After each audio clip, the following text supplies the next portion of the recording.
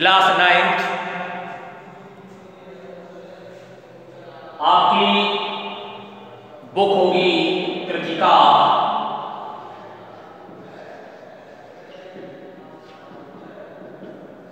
का लेसन होगा रीढ़ की हड्डी। इसके लेखक हैं जगदीश चंद्र माथुर। जगदीश चंद्र माथुर। प्रमुख पात्र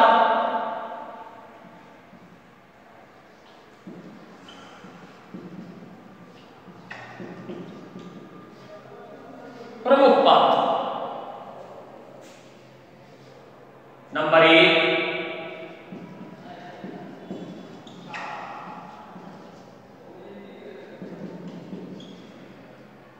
रामेश्वर प्रसाद, उनकी पत्नी है प्रेमा, बच्ची का नाम है उमा। फिर तीसरा पात्र होगा गोपाल प्रसाद।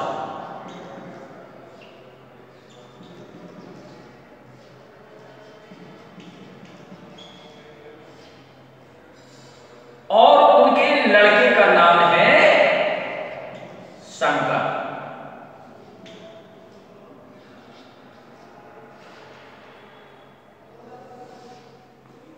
पात्र याद करना मस्ट कंपल्सरी है। यदि आपको पात्र याद है, लर्न है, तो समझ लीजिए कि आपका दिमाग या आप तुरंत लर्न कर लेते हैं। तो मेरे बेटे देखिए,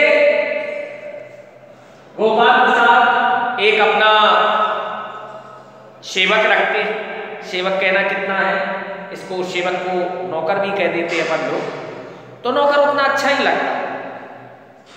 सेवक है,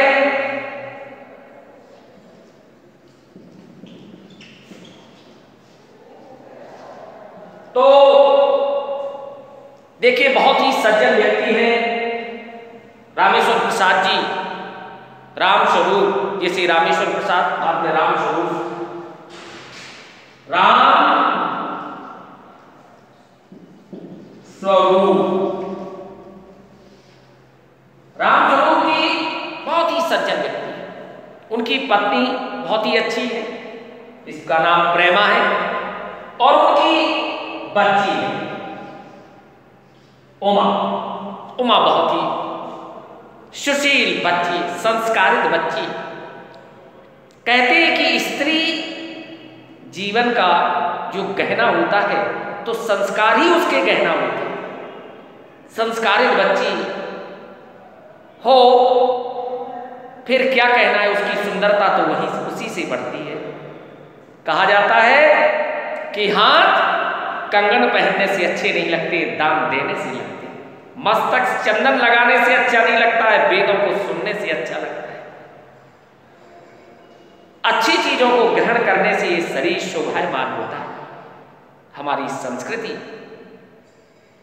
बहुत ही अच्छी है। तो देखो, उन्होंने अपनी पुत्री को पढ़ाया लिखाया, और उन्होंने अपनी बच्ची को ग्रेजुएशन कराया, यानी बीए कंप्लीट कराया।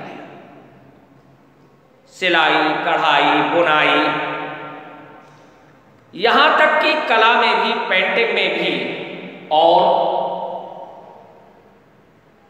गायन वादन में भी बहुत ही अच्छा किया। अब मैं कह दूं कि बहुत ही योग्य थी। तो ये मां सरस्वती का खजाना है, इसको पार नहीं पारा जा सकता है। तो योग्य थी। अब जब बच्ची युवा हुई, तो उन्होंने शादी संबंध के लिए भी चिंता हुई कि इनकी शादी संबंध करना है। रामस्वरूप जी जाते हैं, गोपाल प्रसाद जी के यहाँ जाते हैं, और गोपाल प्रसाद जी उनके पहले के जाने माने व्यक्ति थे। तो उनका एक लड़का था जिसका नाम शंकर था। शंकर जो है तो बीएससी की डिग्री पूरी प्राप्त की, और लखनऊ में ही डॉक्टरी की। पढ़ रहा था,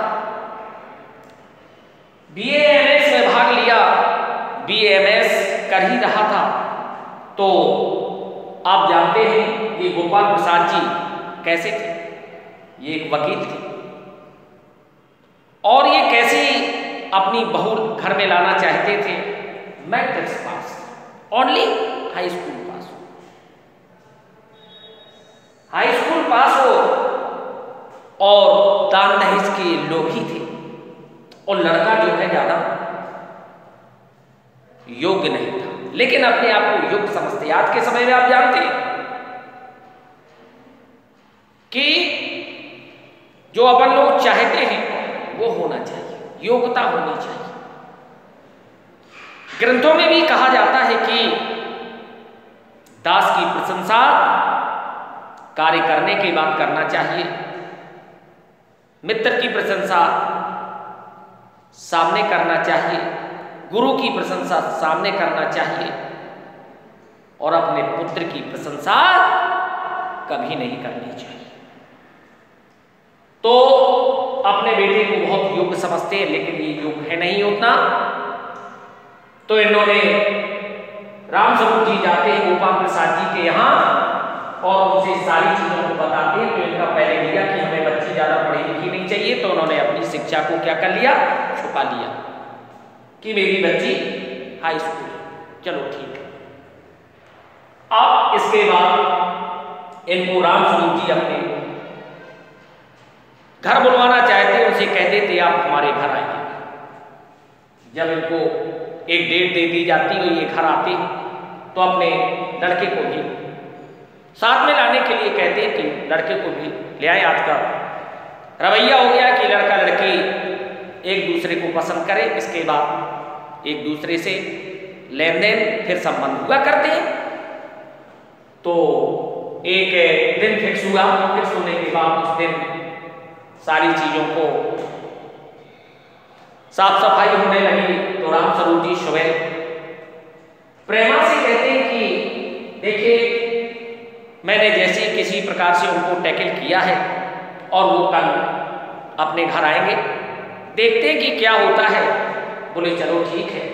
अब सुबह तैयारी होने लगती है, अपने सेवक को बुलाते हैं, कहते हैं चलो एक तखत को अच्छी तरह से रखो। तो वो सेवक कहने लगता है चलो ठीक है, रखवाता है। तो कहता है का कुछ किस तरफ छिड़का है, तो बोले इस तरफ छिड़काओ। इसको खिसका देते हैं, बोले इस तरफ अच्छी तरह से। तो वो कहता है तो वो रामस्वरूप जी कहीं गुस्सा होने लगते हैं, कहते हैं बोले जब भगवान के यहाँ अकल बट रही थी तू क्या कर रहा था। बोला है बाबूजी।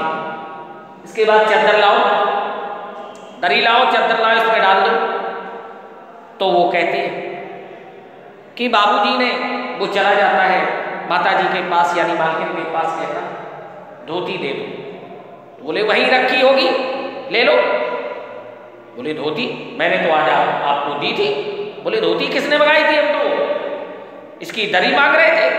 बोले ये बेवकूफ है, चलो वहां पढ़िए, ले आओ, बिछा देती है। सारी चीज तैयार हो जाता है। अब उससे कहते हैं और वो लोग मिठाई वगैरह तो आजकल खाता कौन है, टोस्ट मंगा ही लिए हैं, समोसे मंगा ही लिए हैं, कॉफ़ी बन ही जाएगी, भजिया पकौड़ी है, ये बगल में आप खड़े हो जाना, आप उनको दे दे, आज हमें दे देना, हम उनको टेबल में लगा देंगे और जाओ। सेवक से कहते जाओ बेटा, और वो हारमोनियम उठा करके जाओ यहाँ पर रख दो। इतने में क्या होता है, थोड़ी देर के बाद ये बोलती थी कि वो मक्खन तो हम भूल ही गए लाना, जाओ मक्खन लाओ। तो वो सेवक जैसे बाहर निकलता है तो अरे बाबूजी कोई आने वाले, आए चुप रहो, आने दो, बिठा दे। इतने में वो कहते हैं रामस्वरूप जी प्रेमा से जाओ अपनी बच्ची को तैयार करो। बोले देखो तो मैंने उसके लिए तैयार करने के लिए कहा, सारे पाउडर आउडर रख दिए तो मुंह फुला के बैठ गए। बोले देखो तो तुमने कैसी शिक्षा दी है, कैसी बच्ची है तुम्हारी, उसको तो ये सारी चीजें सौंदर्य प्रसाधन की तो बुरी लगती है। अरे तो रामचंद्र जी क्या कहते हैं, कहते हैं आज के जमाने में तो बड़े बड़े कारोबार लड़कियों पर चलते हैं और तुमने कैसी शिक्षा दी। तो प्रेमा क्या कहती है, देखो उसको ज्यादा पढ़ा दिया, और जब पढ़ा दिया हमारे समय में थोड़ी बहुत पढ़ा जाता था, 8 तक पढ़ लिया, पढ़ने के बाद का खा गा सीख लिया, गिनती सीख ली, बहुत हुआ तो स्त्री प्रबोधनी पढ़ ली, उसमें सारी चीजें आ जाती थी। क्या किया जाए, तो रामचंद्र जी कहते हैं शांत रहिए, हमारी बच्ची तो वैसे ही बहुत अच्छी खूबसूरत है, कोई टेंशन नहीं ना, जो कुछ है बढ़िया है, तुम परेशान नहीं हो। इसके बाद उनको बैठाते हैं, बोले बाबूजी आप आने में कोई परेशानी तो नहीं हुई। तो गोपाल प्रसाद जी कहते हैं नहीं नहीं नहीं नहीं नहीं, नहीं। मुझे तो यहाँ आना ही था। चलो ठीक है। थोड़ी देर के बाद पानी आनी पिलाते हैं, पानी पिलाने के बाद नाश्ता आ जाता है, नाश्ता की प्लेटें, बोले साहब आप चाय कैसी लेंगे, बोले चाय में जरा दूध अच्छा पड़ा होना चाहिए और चीनी अच्छी पड़ी होना चाहिए। जी साहब चाय होते हैं। तो वो अब रामचंद्र जी शंकर से पूछते हैं, क्यों भाई शंकर, अब अभी आपकी विंटर वैकेशन चल रही होगी, छुट्टियां होगी। हाँ आप ऐसे ही समझिए, मैं तो मिडिल में चला आया था। तो कौन सी ईयर है, अब तो फाइनल ईयर होगा। नहीं नहीं नहीं नहीं, सेकेंड ईयर है। तो गोपाल प्रसाद जी बोल पड़ते, अरे क्या बताएं, ये 1 साल ये बीमार पड़ गया था, बीमारी के कारण थोड़ा 1 साल पीछे हो गया। चलो कोई बात नहीं, लड़के हैं। अरे हमारा जमाना था कि हम लोग कितने अच्छे थे, कचौड़ी 10-10, 20-20 कचौड़ी खा जाते थे, रसगुल्ले खा जाते थे 10-10, 20-20 कचौड़ी। हाँ साहब 1 रुपए की 20 आती थी। हाँ साहब वो जमाना था, अपन लोग बिल्कुल कलसों लोटे जैसे लोटे लाते, लोटे से मग्गे से नहाते, हम लोग कलसों से नहाते थे, वो जमाना। चलो ठीक है। हाँ साहब तो वो कहते हैं रामचंद्र जी क्या बात रही साहब, शेर के बाल होते शेरनी के नहीं, मर्द के मूंछ होती है स्त्री के नहीं। वाह साहब क्या बात है, हंसी मजाक भी होने लगती है। और फिर कहते हैं नाश्ता पानी कराने के बाद फिर उमा को बुलवाया जाता है और कहते हैं साहब खाना पीना। अरे नहीं साहब कितना बढ़िया, पेट थोड़ा भरना है, बहुत बढ़िया। उमा आती है, उमा की आंखें बिल्कुल निगाहें नीचे की ओर थी और नीचे की ओर तो बोलती उमा उमा बेटा आइए। उमा आती है, पान की थाली लिए हुई है, प्लेट देती है, बोले उमा दे दो, अपने बाबूजी हैं, देती है। उमा की बिल्कुल आंखें नीचे की ओर रहती हैं, उमा बैठ जाती है। मन मन सोचते, मन में अपने गोपाल प्रसाद शंकर सोचते हाँ हाँ मकान भी बढ़िया बना हुआ है, ये सारी चीज अच्छी है, अब देखते हैं क्या होता है। ठीक है।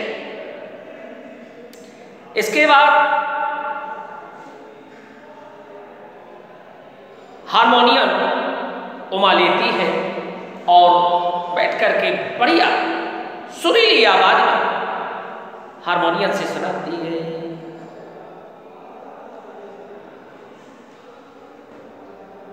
ऊधो मन नवये 10-20, एक हाथों सो गयो श्याम संको अपराध। इस प्रकार से उन्होंने जैसे भजन सुनाया और दूसरा, मैया मोरी मैं नहीं माखन खायो, भोर भई गऊओं के पीछे मधुवन मोर पठायो। जब कहा बहुत अच्छा गाना, तो हमारे रामस्वरूप जी कहते हैं हमारी उमा बहुत अच्छा गाती है, बहुत अच्छा। इसके बाद और कहते हैं ये पेंटिंग बेटा आपने पेंटिंग सीखी है? अरे ये तो मैं बताना, रामस्वरूप जी कहते ये तो मैं साहब आपको बताना भूल ही गया। देखिए वो जो पेंटिंग लगी हुई है, ये साहब आप उमा ने पूरी अपने हाथ से बनाई है, बहुत अच्छी पेंटिंग। बोले तुमने इनाम वगैरह जीती? इनाम वगैरह जीती है आपने? प्रमाण पत्र हैं आपके पास?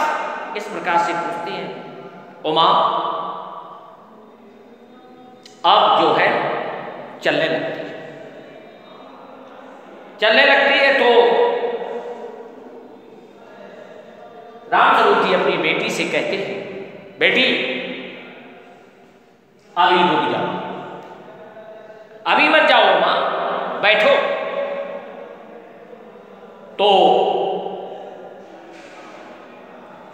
उमा कहती है, पिताजी जब कुर्सी मेज बिकने लगता है तो उससे पूछा नहीं जाता है। बोले ये कैसे कह रहे हैं? बोले हाँ। अब इसके बाद स्टार्ट होता है तो गोपाल प्रसाद जी कहती है आपके पास चश्मा? उमा जो है चश्मा लगाई हुई थी, चश्मा? हाँ मेरे चश्मा लगा हुआ है। तो रामस्वरूप जी कहते हैं हाँ थोड़ा इनका सर में दर्द था इसलिए इनको चश्मा लग गया। तो मैंने कहा चलो, डॉक्टर साहब बोले 1-2 महीने के बाद इनका पॉइंट थोड़ा बढ़ गया और इसके बाद निकल जाएगा। तो बोले यार ये चश्मा? बोले हाँ मेरे चश्मा लगा। आपने देखा अपने लाड़ले को, शंकर को, रीढ़ की हड्डी है सही कि नहीं? अब गोपाल प्रसाद जी अकबका गए। बोले क्या? बोले मैं तुम्हारे बच्चे को जानती, जब लखनऊ में ये मेडिकल में लड़कियों को छेड़ाछाड़ी कर रहा था तो वहां से भगाया गया था पिटाई करके, तो ये चपरासियन के पैर छू करके ये भागा था। ओहो! गोपाल प्रसाद जी कहते वाह, इस बच्ची ने तो बीए किया है। बोले मैंने बीए किया है तो मैंने कुछ अपराध किया है क्या? बीए किया है, ग्रेजुएशन किया है, लेकिन तुम्हारे जैसे बच्चे की तो नहीं कि यहां वहां ताकता झांकता था, अवगुणी था, अपने आपके बच्चे को कर्म को नहीं देख रहे हैं, मुझे देख रहे हैं, चश्मा तो नहीं लगा है। इस प्रकार से आप कह रहे हैं आपने अपने बच्चे को कहा देखा कभी किसकी रीढ़ की हड्डी टेढ़ी है? बैकबोन। अब सारी चीज का पर्दाफाश हो जाता है। इसके बाद गोपाल प्रसाद जी रामस्वरूप जी कहते हैं, रामस्वरूप जी आपने यहां मुझे बुला करके अच्छा नहीं किया, यहां बुला करके आपने मेरी इंसल्ट किया है। रामस्वरूप जी कुछ नहीं बोलते हैं, आराम से बच्ची से कहते हैं कि बेटा उमा कुछ नहीं कहो, बेटा चुप हो जाओ, बेटा चुप हो जाओ। उमा कहती नहीं पिताजी मैं चुप नहीं हूंगी, मुझे कह लेने दीजिएगा, ये सौदा करने आ गए हैं और इस तरीके से क्या हमारी बच्चियों के दिल नहीं होता? बच्चियों के दिल नहीं होता क्या? इनकी इज्जत नहीं होती क्या? इनके पास कौन सी चीज की कमी रहती है कि जो आप ऐसा यानी बच्ची को इतना तुच्छ समझते हैं? आप अपने तुच्छ समझते हैं, किसी प्रकार से कम नहीं होती है। राम स्वरूप जी कहते बेटा बेटा चुप रहो। बोले नहीं, हमें अपनी पूरी बात को कहना है, सच्चाई के साथ कहना है, हमें किसी से कम नहीं रहना है। शिक्षा बहुत बड़ी चीज है, इसको प्राप्त करना चाहिए, वो अपनी शिक्षा को निखारना चाहिए, लेकिन कैसे?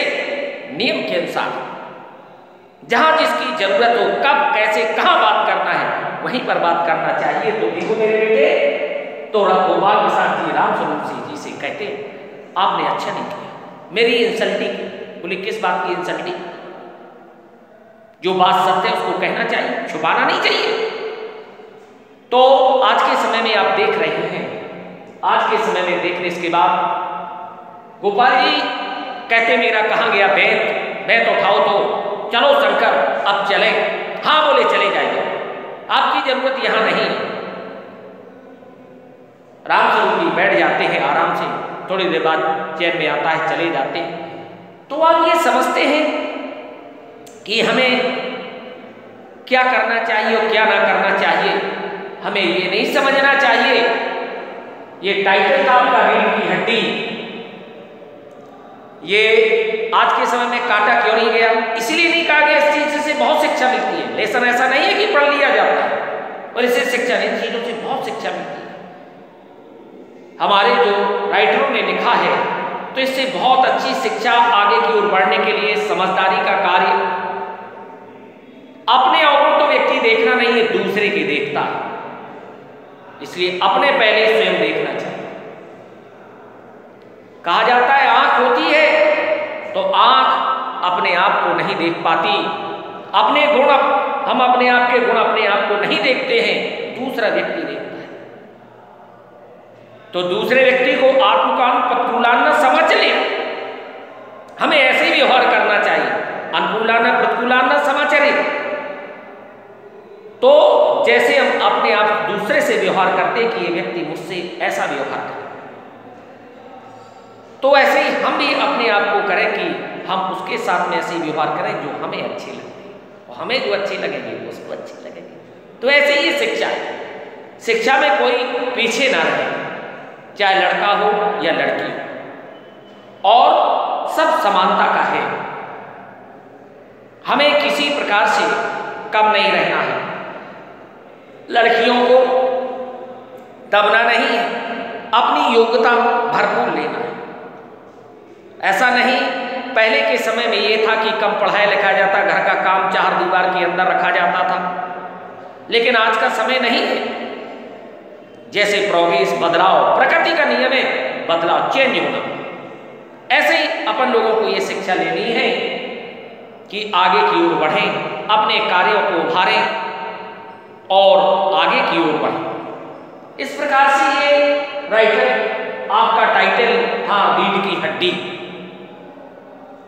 अपना रीढ़ की हड्डी नहीं, अपने लड़के की रीढ़ की हड्डी को नहीं, बैकबोन ऐसे झुक करके बैठता था, लेकिन उसका याद नहीं था कि मेरा बेटा रीढ़ की हड्डी टूटी हुई है इसकी, वो ये कैसे झुक करके बैठता है। उस बच्ची ने चश्मा लगा लिया तो कहते आपका चश्मा कैसे लगा, बताइए। तो आज के ये समय में ये है, और उन्होंने अपनी बच्ची को पढ़ाया लिखाया, कहते मुझे हाई स्कूल चाहिए, तो ऐसा नहीं है। अपनी शिक्षा को तो इसमें चरित्र के लिए आता है, तो आप लिख भी सकते हैं इसमें चरित्र में। इनके दोनों के मोस्ट इंपोर्टेंट हैं, राम स्वरूप जी के और उमा के और गोपाल प्रसाद जी के और शंकर। तो पहले सबसे पहले आप राम स्वरूप जी का चरित्र में करेंगे।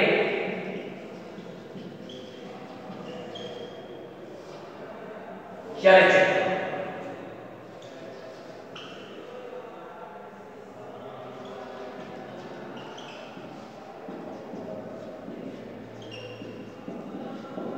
नंबर 1, सरल स्वभाव।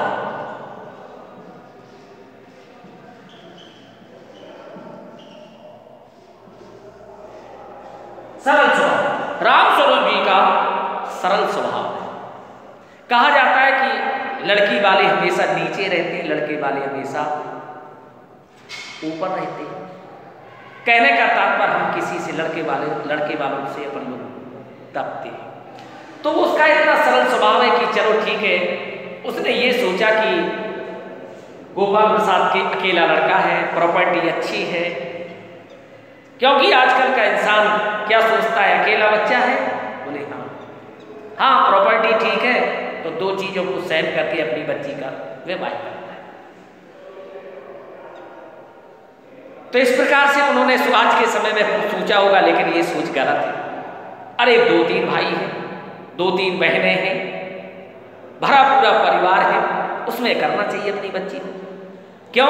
उसके सारे सुख दुख, कैसे परिवार में रहा जाता है, कैसे चला जाता है, कैसे अच्छा किया जाता है, एक दूसरे को देखता है। नहीं तो एक में क्या देखेगा वो हमें, हम क्या देखेंगे उसको, तो एक दूसरे ने बस।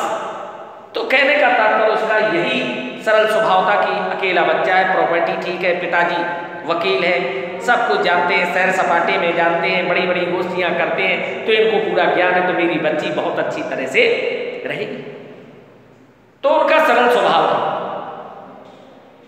और नेक व्यक्ति हैं, एक सरकारी विभाग में क्लर्क थे, तो उनका उसी प्रकार से उनका सरल मिलना जुलना, सभी से प्रेम है, सरल स्वभाव। दूसरा रहेगा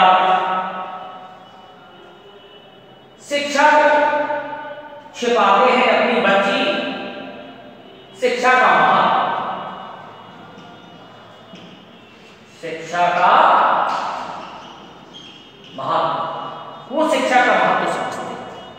अपनी बेटी को उन्होंने बीए करवाया, सिलाई कढ़ाई गायन वादन में, कलाओं में योग कराया।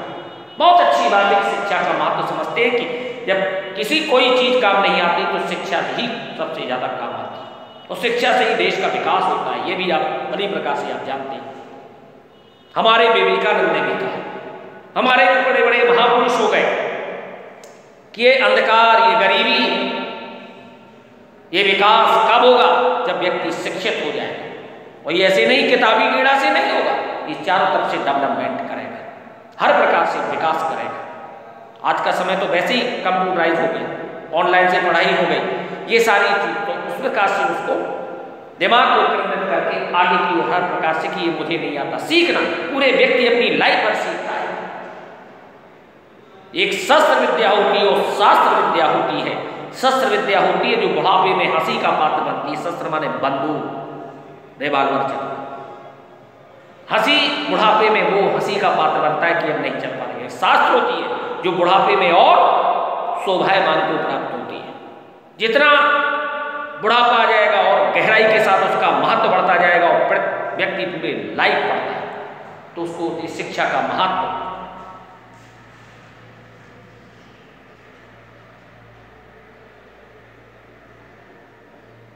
समय के अनुसार कार्य करना,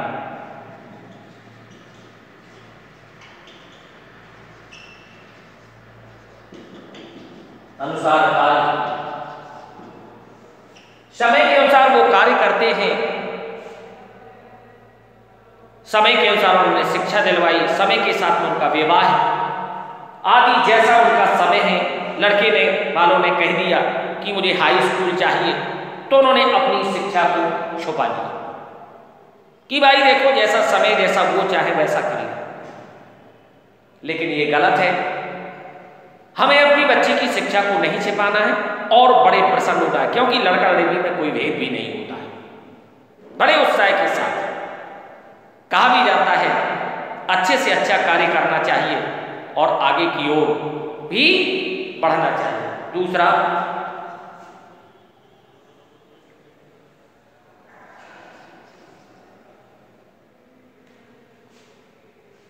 आया आपके में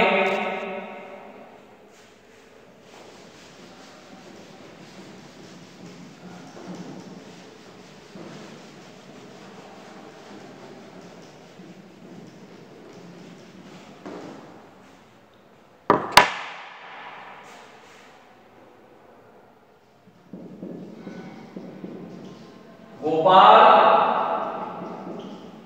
प्रसाद के चरित्र की विशेषताएं।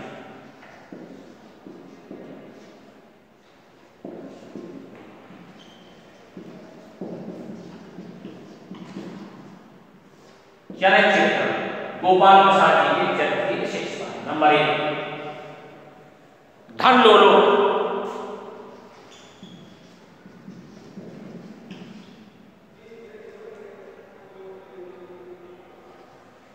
लोभी नहीं, धन लोभी। गोपाल प्रसाद जी धन के लोभी। वह अपने बेटे के विवाह में दहेज लेना चाहते हैं। ऐसा नहीं करना चाहिए, ऐसे व्यक्ति को नहीं होना चाहिए। यदि हम पढ़े लिखे तो पढ़े लिखे के अनुसार हमारा चरित्र भी होना चाहिए। अपनी पीड़ा दूसरे की पीड़ा। वकील थे तो नारा तो लगाते थे कि दुल्हन ही धन है, लेकिन जस्ट इसका अपोजिट थे। अपोजिट धन के लोग अब कहते थे लड़का लड़की ने, हाँ इन्होंने देख लिया और बच्ची तो सब अच्छी ही होती है, अब इनको जाने दो, हमारा तुम्हारा सौदा हो जाए। तो ये कहते थे, तो इसलिए धन लोभी। दूसरा आया उनके में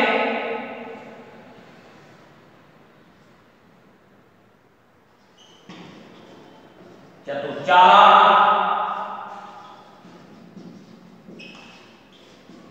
वह बहुत ही चालाक था।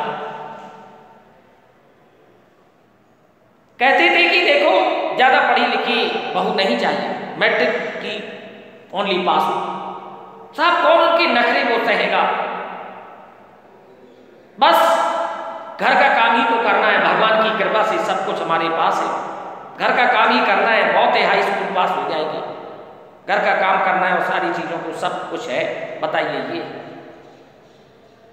अपनी अपेक्षा करते हैं कि धन का, देखिए कहते हैं कि घर का काम ही तो कराना है अपनी बहुओं से। वो तो माना कि ठीक है घर का काम तो सभी लोग करते हैं, लेकिन एक नौकरानी, एक काम कराना, एक नौकरानी समझ करके उसे काम कराना जमीन आसमान के अंदर होते हैं। दूसरे की बेटी से कार्य कराना और उसको क्या समझो, अरे वही चीज प्रेम से हो जाती है। वो तो करती ही है, लेकिन प्रेम मोहब्बत, दूसरी की बेटी को यदि अपना बेटी माना जाए, अपनी तो अपेक्षा करते हैं कि हमारी बेटी दूसरे के यहाँ जाए तो सुख प्राप्त करे, उसको ऐसा मिले वैसा, और दूसरी की बेटी को हम घर कार्य करेंगे, तो ये चालाकी नहीं होना चाहिए। तो चालाक थी, अपने अवगुणों को छिपाए थे। उसके लड़के की बैकबाउंड, रीढ़ की हड्डी टूटी थी, तो उन्होंने अपने लड़के को कुछ नहीं कहा और दूसरी बच्ची से कहते हैं कि तुम्हारा जो है चश्मा क्यों लगा हुआ है, आपने इनाम कोई प्राप्त किए हैं क्या? कि उसकी शिक्षा बहुत अच्छी थी, उसकी शिक्षा बहुत अच्छी थी, और तो उससे कहते हैं आपने इनाम तो नहीं कि अपने बच्चे से नहीं, 2 साल फेल हो गया था, उसका कोई नहीं देख पा रहा था। तो इस प्रकार से हम कहते हैं कि ऐसा व्यक्ति नहीं होना चाहिए, चालाक नहीं होना चाहिए। दूसरा,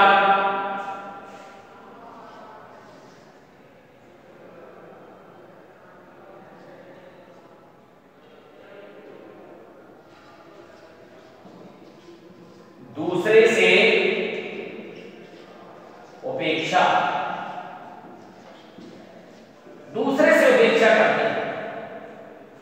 दूसरे से उपेक्षा कहते हैं कि दूसरा कितना होना चाहिए, कितना अच्छा होना चाहिए, अपने गुण को देखते नहीं। वकील में एक वकील होता है तो ये नहीं कि चालाकी हो, एक वकील होता है जो गुणों को और अवगुणों की पहचान करे, अवगुणों को गुणों में परिवर्तित करें, इस प्रकार के गुण होना चाहिए। अब प्रेमा बहुत ही सुशील, सारे कर पतिपरायण, सारे घर के कार्य सुचारू रूप से चलने वाली, अपने बच्चों का विशेष ध्यान देने वाली उमा की मां थी। जैसी मां होना चाहिए वैसी ही मां थी। अब आया आपके में उमा का चर्चा। उमा नंबर 1 योग। उमा बहुत ही योग थी, उसने शिक्षा प्राप्त की और अच्छी शिक्षा प्राप्त करके अपना स्थान प्राप्त करती है, अच्छे स्थान प्राप्त करती है, और ऐसी ही बच्ची होना चाहिए और अपने गुणों को छुपाती नहीं, सबके सामने उजागर करती है कि मैंने बीए, जब वो बात चलती है तो लड़के वाले के सामने, यानी कहना चाहिए वो गोपाल प्रसाद के सामने कह देती कि मैंने बीए किया है, कोई अपराध थोड़ा किया है, मैंने शिक्षा को प्राप्त किया है। इस प्रकार से ये बहुत योग्य है। उसकी योग्यता उस सामने उसका शरीर बता देता है, जैसे कि उसका शरीर भोजन की मात्रा को बताता है, उसकी आंखें उसे स्नेह को बता देती, उसकी भाषा उसके देश को बता देती है। नेक्स्ट, सरल है।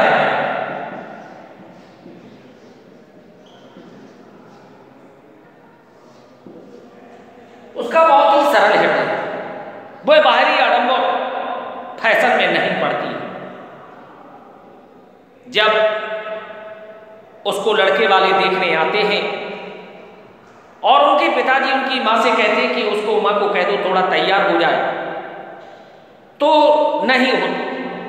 जैसे हैं वैसे साधारण रहते हैं, ऐसे ही रहेंगे, तो वो बड़ी सरल हृदय की, simple living and high thinking में रहती है और अपनी योग्यता को प्रदर्शित करती है।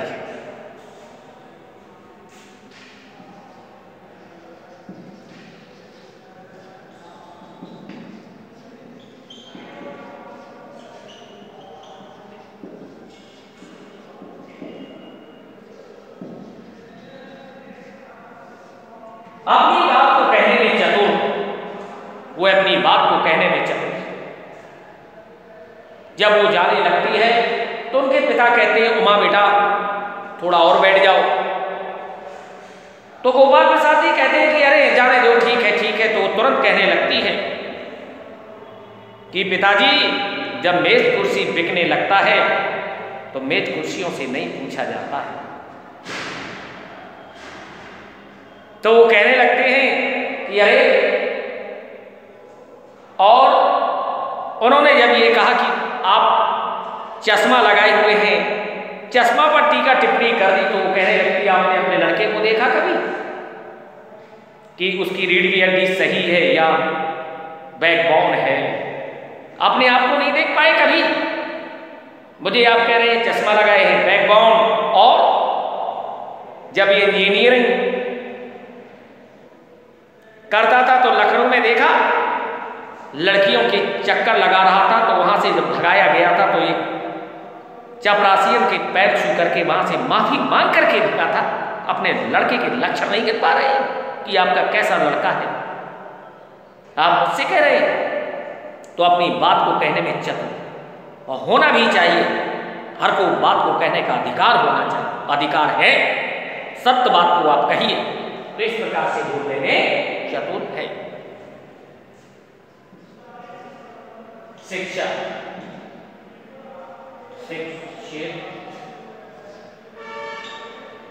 छात्र, उन्होंने बहुत ही अच्छी शिक्षा प्राप्त की, वो पूर्ण रूप से शिक्षित डिग्रियों से नहीं होता है, ये बात और ध्यान से सुन लीजिए। शिक्षित वह होता है जो अपनी योग्यता को प्रदर्शित करे और अपने जीवन में प्रयोग में लाए। अपनी योग्यता को दूसरे के सामने प्रदर्शित करें। प्रदर्शित करने माने ये मतलब नहीं है मेरा कहने का तात्पर्य कि अपनी होशियारी को दिखलाएं। ज्ञान व्यक्ति को ऑटोमेटिक दिखाई दे जाता है। तो ये वह थी कि उन्होंने अपनी शिक्षा बड़े प्रेम से, बहुत ही अच्छी तरह से, योग्यता से, हर मामले में, हर क्षेत्र में, पेंटिंग में, ड्राइंग में, हर चीज में इन्होंने शिक्षा प्राप्त की, गहराई से शिक्षा प्राप्त की, उस संस्कारित रूप से, नैतिकता से प्राप्त की। कब, कैसे, कहां, किसका प्रयोग कब करना है, वो प्रयोग करना जानती थी। इस प्रकार से ये योग्य थी। तो दूसरा सरल है। चलो तो गया था सरल।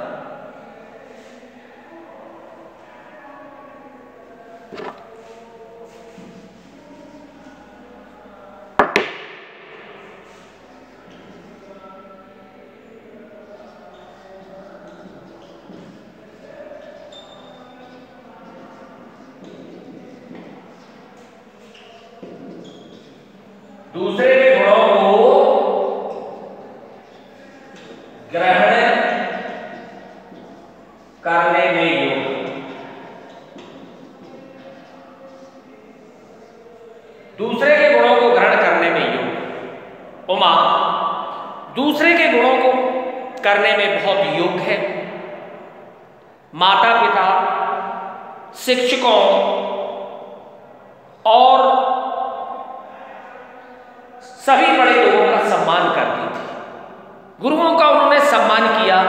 इस प्रकार से वो इस पैगाम में पहुंची कि वह बहुत योग्य हुई। अपनी बात कहने का साहस, जब व्यक्ति उत्साहित होता है, दूसरे की बात को मानता है, तो अपने गुणों को प्रदर्शित भी करता है।